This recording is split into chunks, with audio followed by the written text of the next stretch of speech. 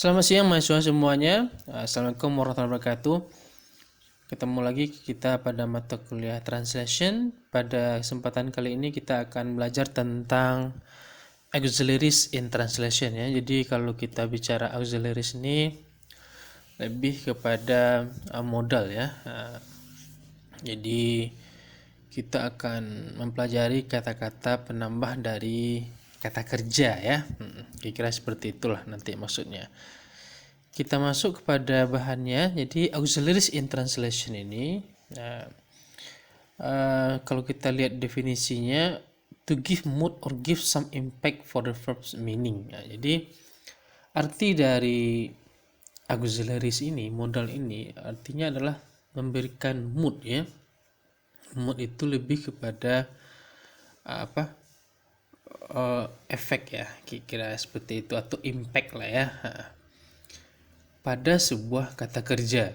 Jadi pada kata kerja itu sebenarnya kan sudah jelas ya apa aktivitas yang akan dilakukan, tapi dengan menambahkan modal itu nanti akan bisa memperkuat dari kata kerja itu sendiri atau mengurangi arti dari kata kerja itu sendiri. Itu nanti moodnya itu sana ya, atau impactnya di sana seperti apa. Untuk tipenya kita bisa melihat tipenya itu ada dua ya.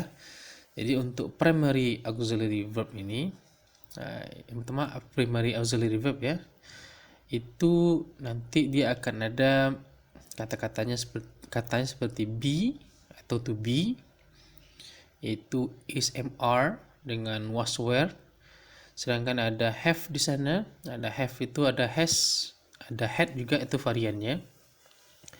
Do variannya adalah do, does, dan did ya. Nah itu yang primary auxiliary verb itu. Sedangkan untuk modal auxiliary verb itu ada kata can, could, will, would, shall, should, may, might, must, dan ought. Kira seperti itu. Nanti kita akan mencoba membahasnya bentuk-bentuk tipe modal ini satu persatu ya.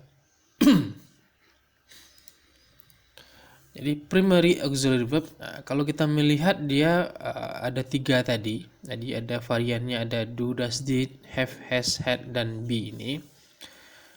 Kalau kita melihat penggunaannya dalam kalimat, do ini atau does, did itu lebih banyak dia digunakan dalam bentuk present, gitu ya, ataupun past tense nanti ya. Bisa dalam bentuk negation atau interrogative question. Jadi kalau mari kita lihat contohnya. Kalau dia digunakan dalam bentuk present, misalnya seperti I gitu ya, I do the job, saya melakukan pekerjaan gitu ya. Kalau dia memang do kali kata kerjanya. Tapi kalau dia misalnya untuk present, maka dia menjadi he does ya, job. Dia does jadinya, melakukan pekerjaan ya. Kalau past tense-nya he did the job. Seperti itu bentuk penggunaannya. Jadi ada do, does, did, dan sebagainya. Oke. Bagaimana caranya misalnya kalau kita ingin membuat negation. Negation ini sebagaimana mungkin sudah kita bahas juga dalam aturan sebelumnya. Kalau I, you, we, they itu nanti dia akan lebih diawali oleh do. Misalnya do I don't gitu ya, you don't, they don't, we don't gitu ya. Sementara untuk penggunaan does lebih digunakan oleh she does, she doesn't, he doesn't, ataupun it doesn't. Kayak seperti itu. Sedangkan untuk did itu semuanya terpakai gitu ya. Bagaimana juga dengan, jadi untuk do, does, did ini kalau misalnya seandainya subjeknya singular, maka dia nanti menjadi does not.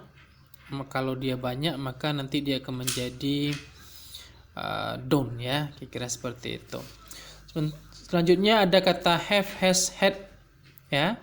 Kalau have, has, had ini lebih digunakan untuk perfect activities, jadi kegiatan yang memang sudah sempurna dilaksanakan gitu ya. Nah, jadi I, we, they lebih pada have, sedangkan has itu lebih pada she, he. Kalau had itu dipakai semuanya. Oke. Selanjutnya ada kata be, be itu dari to be dia, ada is, am, are, ada was, were. Nah, kalau I itu lebih kepada was dengan am, kalau she, he, it itu lebih kepada is dan was, sedangkan you, we, they lebih kepada kata are atau were ya. Fungsinya apa? Fungsi dari bentuk kata be ini adalah untuk kata continuous, ya, kegiatan yang sedang terjadi gitu ya, atau present, dan juga nanti untuk pasif, bentuk pasifnya. Oke, kira-kira seperti itu. Kita masuk kepada tipe yang kedua, yaitu penggunaan modal auxiliary verb. Ya, untuk modal auxiliary verb ini ada beberapa tipe. Kita akan coba bahas satu persatu ya. Pertama itu ada kata will atau would, yang biasanya digunakan untuk show wish, harapan ya.